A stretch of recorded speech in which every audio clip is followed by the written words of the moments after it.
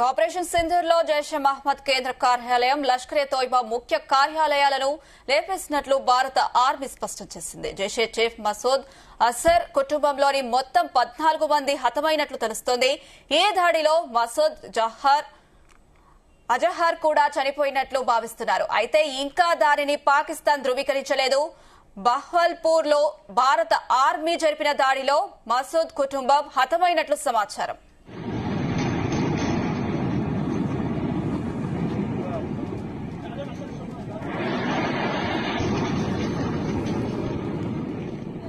Right, ఇదే అంశానికి సంబంధించి మరింత సమాచారం మా చీఫ్ న్యూస్ కోఆర్డినేటర్ రాధాకృష్ణ అందిస్తారు. రాధాకృష్ణ. Good afternoon Anusha.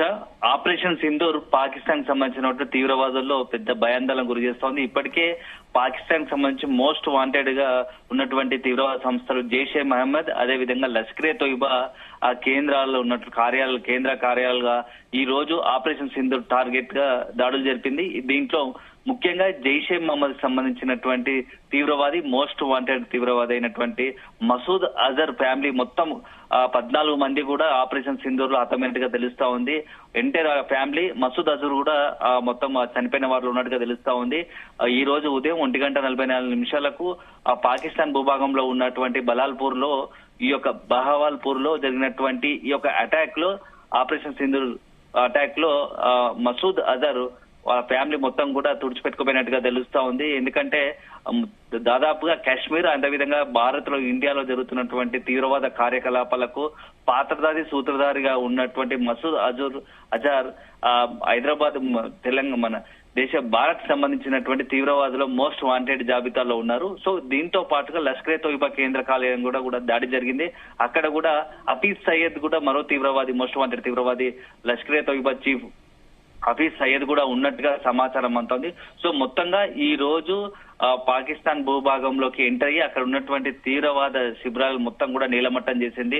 9 చోట్ల ఏకకాలంలో 25 స్థావరాలు, 9 స్థావరాల్లో 25 ప్లేస్లలో అక్కడ ఉన్నటువంటి తీవ్రవాదులు ఉన్నారని ఉపగ్రహ ఛాయాచిత్రాల ద్వారా కనుక్కున్నటువంటి భారత ఆర్మీ వెంటనే అటాక్ చేసింది. సో మొత్తంగా 25 నిమిషాల్లో అక్కడ ఉన్నటువంటి ఉగ్రవాద శిబిరాలను ధ్వంసం చేసింది. ఈ ధ్వంసంలోనే కీలకమైనటువంటి ఇద్దరు, ప్రధానంగా మోస్ట్ వాంటెడ్ గా ఉన్నటువంటి ఇద్దరు తీవ్రవాదులు ఆ కుటుంబాలతో సహా హతమైనట్టుగా, అనుచర వర్గంతో హతమైనట్టుగా బ్రేకింగ్ అంతా ఉన్నాయి, మీడియాలో కథనాలు వస్తున్నాయి. సో అదే కనుక జరిగితే మాత్రం ఆపరేషన్ సింధూర్ 100% సక్సెస్ గా చెప్పుకోవచ్చు. ఎందుకంటే భారత్ సంబంధించిన అభివృద్ధి విషయంలో కావచ్చు, అదేవిధంగా అదే సందర్భంలో జమ్మూ కాశ్మీర్ విషయంలో ఈ యొక్క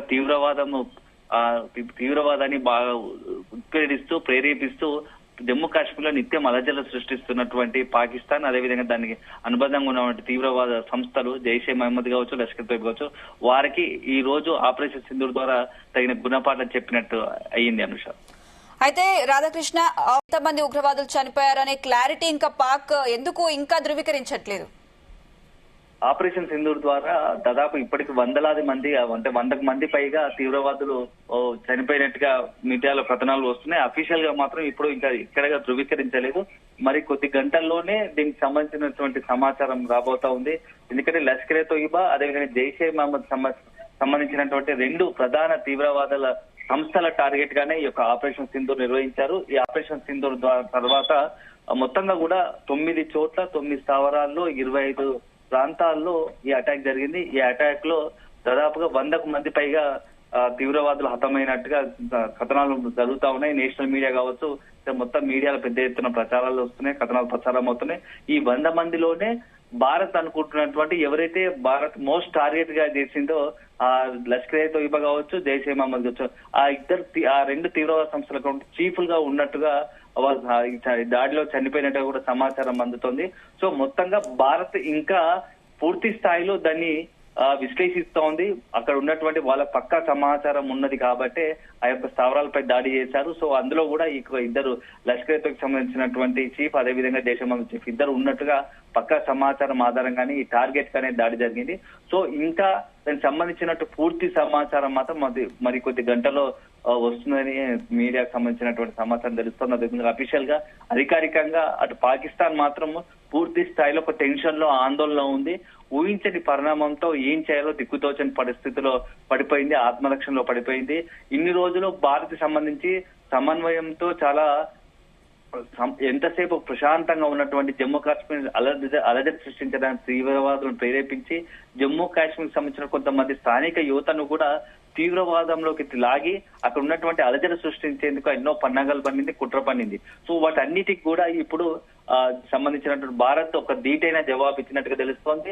నెక్స్ట్ స్టెప్ పాకిస్తాన్ పిఓకే సంబంధించినటువంటి దాడి ఉండబోతోంది. భారత్ నుంచి నెక్స్ట్ పిఓకే కేంద్రంగానే నెక్స్ట్ వ్యూహం పనే అవకాశాలు ఉన్నట్టుగా తెలుస్తోంది. ఎందుకంటే గత వారం 10 రోజులుగా చూసుకుంటే పెహల్గాం దాడి కట్టిన తర్వాత ఎంటైర్ జమ్మూ కాశ్మీర్ లో భద్రతను అలర్ట్ చేశారు.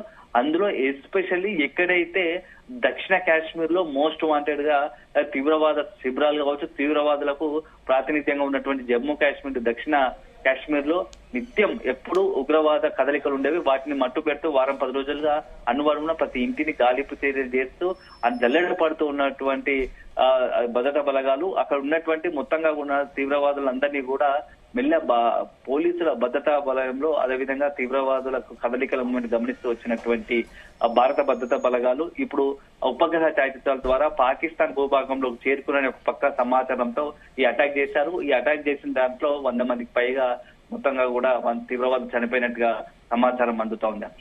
Right Radhakrishna, thank you.